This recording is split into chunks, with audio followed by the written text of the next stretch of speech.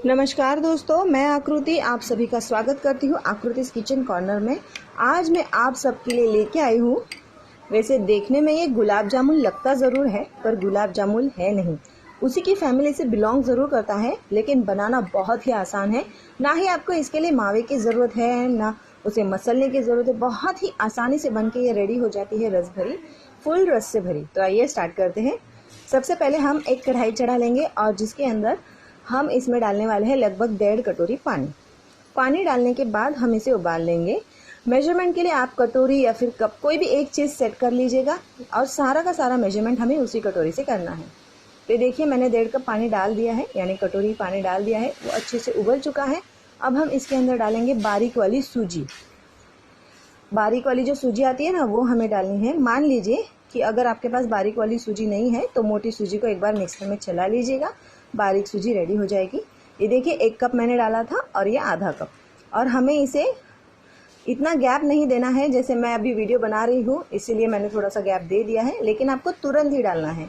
तो पहले ही आप मेजर करके रख लीजिएगा और फिर हम उसके अंदर डाल देंगे। और अब हमें क्या करना है, इसे मसलते हुए यानी मैश करते हुए थोड़ा सा पका लेना है। वैसे तो बारीक वाली जो सूजी होती है ना, पानी में डालते ही फटाफट जो पानी है वो एब्जॉर्ब कर लेती है। तो देखिए मुझे थोड़ा सा पानी कम लगा, आपकी सूजी के ऊपर डिपेंड करता है, तो मैंने 2 चम्मच पानी और ऐड कर लिया उसमें। और ये देखिए कुछ इस तरीके से डो जैसा, जैसे हम आटे का डो लगाते हैं चपाती बनाने के लिए, उस तरीके से जब सारी सूजी एक ही जगह इकट्ठी होने लगे ना, तो बस हमें इसे हटा लेना है, एक प्लेट में निकाल लेना है। और अब जब इसे हमने एक प्लेट में निकाल लिया है, प्लेट या थाली में, तब हम इसे तुरंत ही किसी और ढक्कन से ढक देंगे या फिर प्लेट से ढक देंगे। ये ढकना बहुत ही ज़्यादा ज़रूरी है ताकि जो भी कच्चापन हो वो निकल जाए। अब यहाँ पर हमने सेम कढ़ाई का इस्तेमाल किया है और अब हम चाशनी बनाने वाले हैं।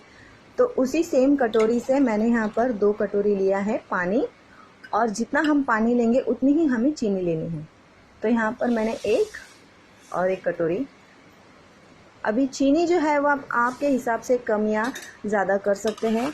मैंने यहाँ पर फुल भर के नहीं ली थी, फ्लैट ली थी, फ्लैट से थोड़ा सा कम।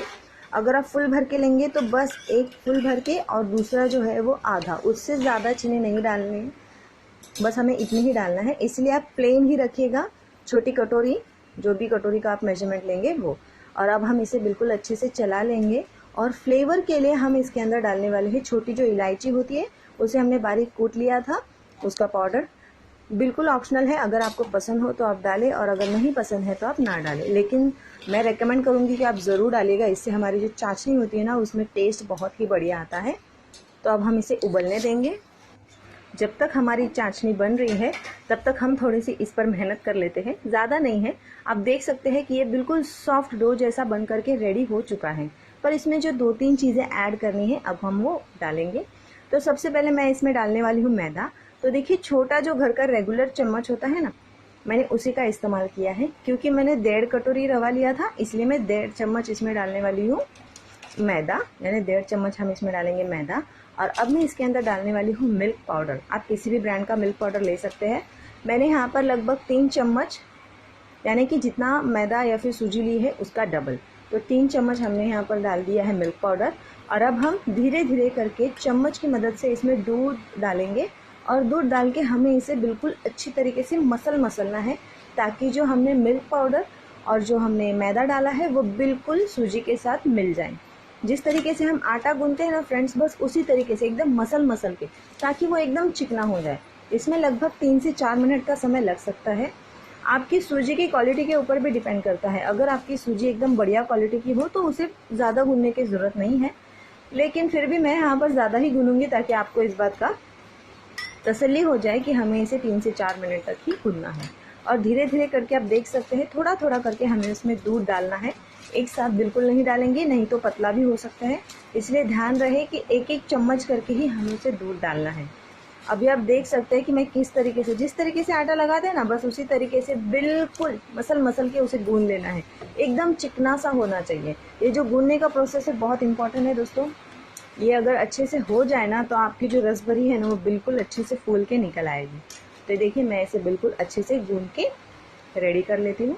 और अब इस स्टेज पर जब मैंने इसे गूंदा है और 80% गूंद के हो चुका है, थोड़ा बहुत जो बाकी है उससे पहले एक इंग्रेडिएंट और डालना है, और वो है बेकिंग पाउडर। तो आधा चम्मच के करीब मैंने इसके अंदर डाल दी है बेकिंग पाउडर, ताकि हमारी ये जो रसभरी है ना वो अच्छे से फूल जाए। आप बेकिंग सोडा भी डाल सकते हैं, लेकिन बेकिंग सोडा अगर आप डालें तो उसकी जो क्वांटिटी है वो थोड़ी कम कर लीजिएगा। बेकिंग सोडा यानी कि जो मीठा सोडा होता है वही। अब हम इसके अंदर आधे चम्मच से भी कम डालेंगे घी, ताकि हम इसे ऊपर से बिल्कुल चिकना कर लें। तो ये देखिए, घी डाल के भी हम इसे 1 से 2 मिनट और मसलेंगे, ताकि घी जो है वो पूरी सूजी में बिल्कुल अच्छे से चला जाए और इससे बहुत ही बढ़िया फ्लेवर आता है। आप सोच भी नहीं सकते कि आधी चम्मच घी से हमारे जो ये रसभरी है उससे इतना डिलीशियस और टेस्टी फ्लेवर आएगा। ये देखिए, मैं अभी दोनों हाथ से गूंद के आपको दिखा रही हूँ कि ये कितना सॉफ्ट बन करके रेडी है, बिल्कुल मावे जैसा। आप देख सकते हैं एकदम मावे का टेक्स्चर आ गया है। अब मैं इसे थोड़ी देर के लिए ढक के रख देती हूँ ताकि ये सेट हो जाए, और चलते हैं चाशनी की तरफ। तो ये देखिए, चीनी जो है वो बिल्कुल अच्छे से घुल चुकी है, चाशनी में उबाल आ चुका है। ये देखिए, आप देख सकते हैं चीनी का बिल्कुल भी कोई कण बाकी नहीं है। तो अब मैं इसके अंदर डालने वाली हूँ बिल्कुल 1 चुटकी फूड कलर। ये जो फूड कलर है ना दोस्तों, बिल्कुल ऑप्शनल है, लेकिन अगर आप इसके अंदर डालेंगे ना तो बहुत ही दिखने में सुंदर दिखता है और बहुत ही प्यारा कलर आता है। आप अगर चाहे तो इसमें केसर के स्ट्रैंड्स भी डाल सकते हैं, यानी केसर के कुछ धागे भी इसके अंदर आप डाल सकते हैं, पर मैंने यहाँ पर food colour, Kesari food colour का इस्तेमाल किया है।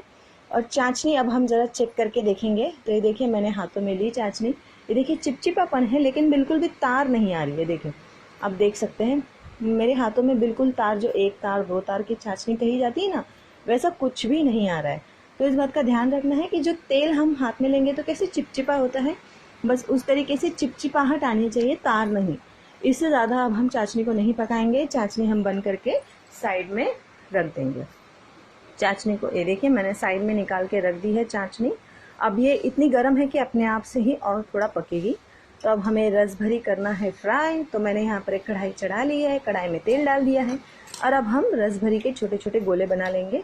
यहाँ पर मैंने हाथों में थोड़ा सा घी लगा लिया है, और एक छोटा सा बॉल, बिल्कुल नींबू का साइज़ होता है ना, उससे थोड़ा छोटा लेंगे तो भी चलेगा, डिपेंड करता है आपको कौन सी साइज़ का बनाना है। और बस हाथों में लेके बड़े ही हल्के हाथों से हमें इसे बनाना है। और ये देखिए, कुछ इस तरीके से, मतलब मैंने इसे थोड़ा गोल करने के बाद थोड़ा फ्लैट कर लिया है, थोड़ा सा चपटा।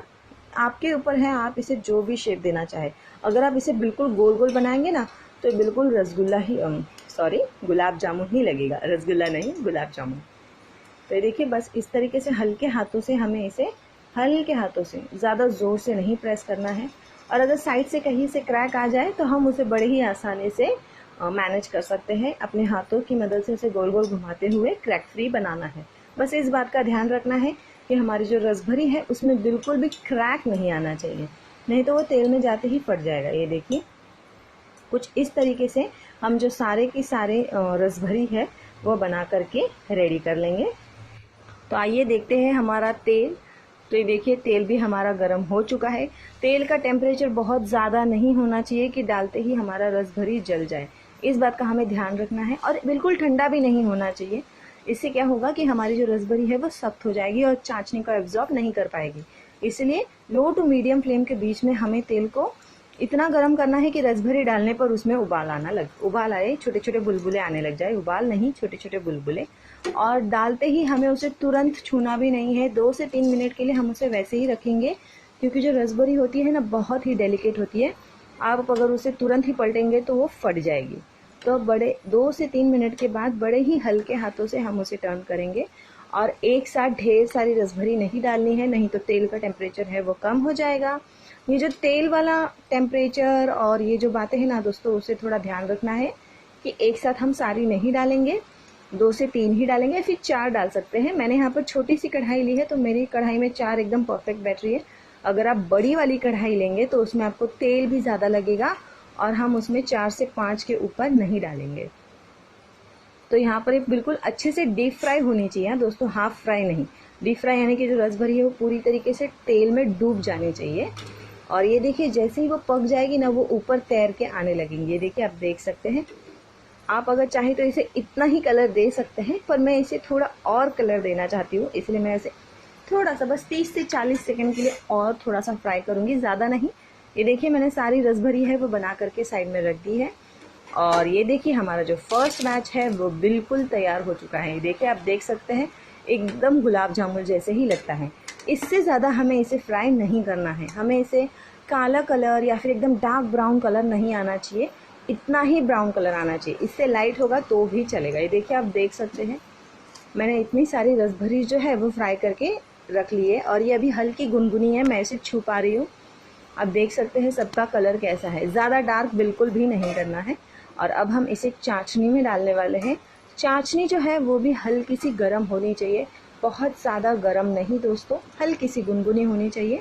और एक एक करके हम इसके अंदर सारी जो रसभरी है वो डाल देंगे। इस बात का ध्यान रखना है कि चाशनी हल्की गर्म होनी चाहिए और रसभरी भी हल्की सी गुनगुनी होनी चाहिए, ना ज़्यादा गर्म ना ज़्यादा ठंडी।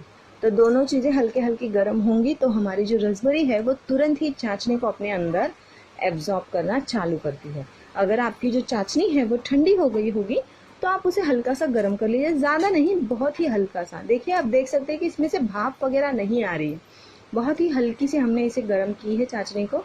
और अब बड़े ही हल्के हाथों से हम इसे एक बार हिलाएंगे और इसे 4 से 5 घंटे के लिए हम इसी के अंदर रख देंगे ताकि पूरी तरीके से वो चाशनी जो है उसे एब्जॉर्ब कर ले। बस ज़्यादा पकाना नहीं है रसभरी को, नहीं तो आपकी जो रसभरी है वो सख्त हो जाएगी और चाशनी नहीं एब्जॉर्ब करेगी। तो ये देखिए, 4 से 5 घंटे के बाद हमारी रसभरी फूल के कितनी बड़ी हो चुकी है। और ये देखिए, मैं आपको तोड़ के भी बताऊंगी कि ये कितनी सॉफ्ट है, बिल्कुल मुंह में डालते ही घुल जाएगी। इसके ऊपर की शाइन तो देखिए, तो है ना, घर पे रसभरी बनाना बहुत ही आसान और बहुत सस्ते में भी बन जाती है। तो इसे बना के ज़रूर ट्राई कीजिएगा और मुझे कमेंट करके बताइएगा कि आपको मेरी